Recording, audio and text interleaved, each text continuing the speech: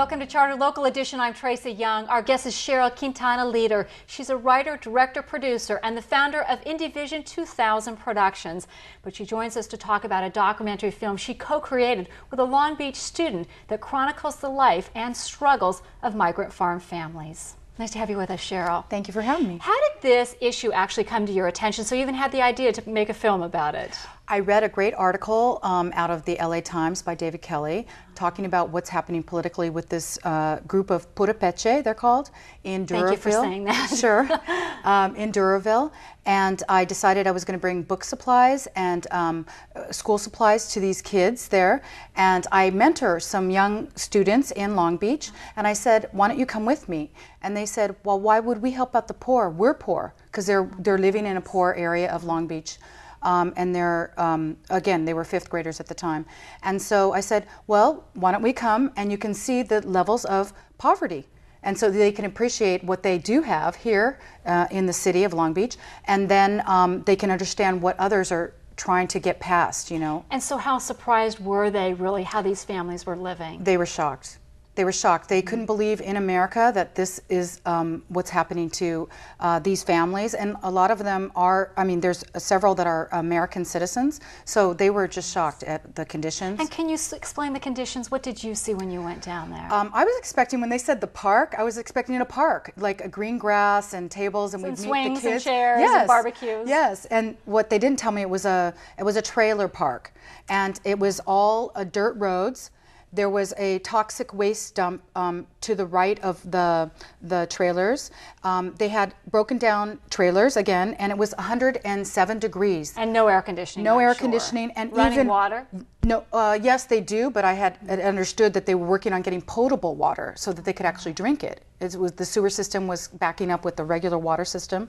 So then I was kind of shocked, because I've been traveling to, and I've been to certain, you know, poorer neighborhoods in Mexico. And some of the girls remember their neighborhoods in Mexico that were born here, but they go and visit their families. And they're like, wow, this is, you know, this is California in the richest part, because they got to visit, because I go there on vacation rentals there, and they're like, wow, this is beautiful, right? They saw like Rancho Mirage and, you know, La Quinta. So this is in the Coachella Valley that we're talking about. Yes, Coachella right, Valley. Right. And so these farm families, they are picking what? Our fruits and our vegetables, yes, basically. But they this do is the how avocados. they're living on a daily basis. 2,000 to 6,000 families as they go in on seasons, and they come to these trailers, sometimes 4 or 5 families living in one trailer, and they have to go out every day to get their work, and they go and pick the lettuce and the avocados and the fruit and the grapes, everything that we love in our farmers markets. You know? And how are they treated? How would you characterize how they're treated? Well, in our short documentary, we did some research, and there's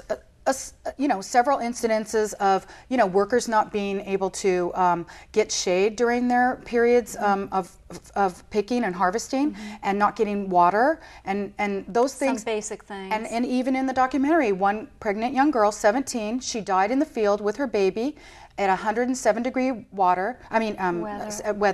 And the owner told her to tell the police that she was jogging. I don't know how to respond to that. Okay, so you had a Long Beach student that worked with you on co-creating this film. How can other people learn about this? Where can we see your film? Well, currently it's on the film festival circuit, and we will be putting it up with the nonprofit organization we teamed with. It's called the B Main Learning Center organization, and the San Jose Community and B Main Learning Center. And then on my website, it's www.indivision2000.com. Right, and that's the best way for us to learn when it's screening, where it's screening. Yeah, and how to get a copy. If you want one, let me know. I'll send you one out. Thank you so much for your time and your work on this film. Thank you for having me. For Charter Local Edition, I'm Tracy Young. Now back to CNN HLN.